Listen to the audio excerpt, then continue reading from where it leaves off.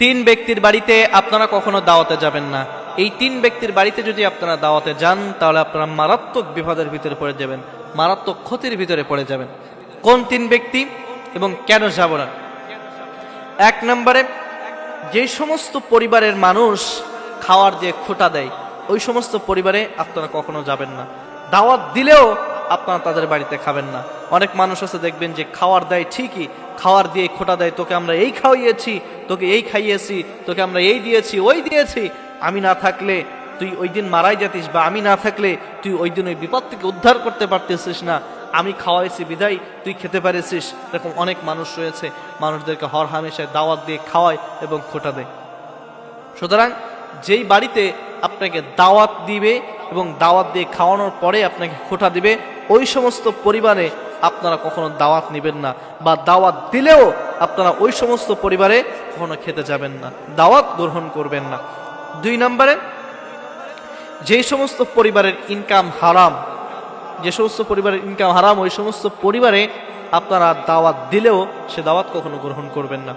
কারণ যখন আপনি আপনার পেটের ভিতরে হারাম আপনি ঢোকাবেন তখন আপনার যাবতীয় যে দোয়াগুলো আছে এগুলো আল্লাহ তাআলা কবুল করবেন না। শুধু তাই নয়, আপনার যে ইবাদত বন্দেগী রয়েছে সেই ইবাদত বন্দেগীগুলো আল্লাহ তাআলার কাছে সেটা কবুল হবে না, আল্লাহ তাআলার কাছে সেগুলো পৌঁছাবে না। কারণ ইবাদত কবুল হওয়ার যে শর্ত রয়েছে সেখানে হচ্ছে হালাল রুজি ভক্ষণ করা, হালাল রুজি আপনাকে ভক্ষণ করতে হবে। যখন আপনি একজন হারাম ইনকামওয়ালা বাড়িতে চলে যাবেন, সেখানে যে আপনি খাওয়ার গ্রহণ করবেন, এই গ্রহণ যখন আপনার পেটে যতক্ষণ থাকবে ততক্ষণ পর্যন্ত আপনার এই ইবাদত আল্লাহর দরবারে কবুল হবে না।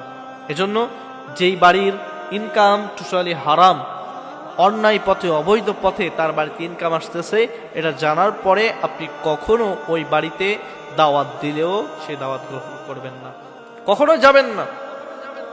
তিন নম্বরে, যেই পরিবারের মানুষ সামনে আপনাকে ভালো বলে এবং পিছনে আপনার গীবত করে, পিছনে আপনাকে পরনিন্দা করে, ওই পরিবারে ওই ফ্যামিলিতে আপনাকে দাওয়াত দিলে আপনি কখনো যাবেন না। অনেক মানুষ রয়েছে দেখবেন যে সামনে খুব ভালো বলে, হ্যাঁ এর মতো মানুষ হয় না, এটা এই ওইটা ওই, এর মতো এই সমাজের ভিতরে কোনো মানুষ নেই, পিছনে যাওয়ার পরে বলে এর মতো খারাপ মানুষ নেই, এইটা করে ওইটা করে, বিভিন্ন ধরনের গীবত আপনার সব সময়ের জন্য করতে থাকে।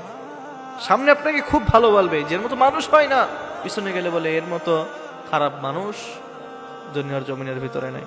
অনেক মানুষ রয়েছে এরকম, দেখবেন সামনে আপনার ভালো বলবে, পিছনে গেলেই খারাপ বলবে। এরকম বাড়িতে আপনি ভুলেও কখনো দাওয়াত অ্যাটেন্ড করবেন না, দাওয়াত দিলেও সে দাওয়াত কখনো আপনি কবুল করবেন না, গ্রহণ করবেন না। তাহলে কয় বাড়িতে বললাম? তিন বাড়িতে কখনো আপনি দাওয়াতে যাবেন না বা দাওয়াত গ্রহণও করবেন না। এক নম্বরে, যারা দাওয়াত দিয়ে খাওয়ায় এরপরে খোঁটা দেয়, এরপরে খোসা দিয়ে কথা বলে খাওয়ানোর পরে, ওই বাড়িতে কখনো দাওয়াত কবুল করবেন না। দুই নম্বরে, ওই বাড়িতে যেই বাড়ির ইনকাম হারাম, টোটালি ইনকাম হারাম, যারা অবৈধ পথে টাকা ইনকাম করে ওই বাড়িতে আপনারা দাওয়াত কবুল করবেন না, দাওয়াত খাইতেও যাইবেন না। তিন নম্বর এবং সর্বশেষ, যারা আপনাকে সামনে ভালো বলে এবং পিছনে আপনার গীবত করে ওই পরিবারে আপনারা কখনো দাওয়াত খাইতে যাবেন না বা দাওয়াত গ্রহণও করবেন না।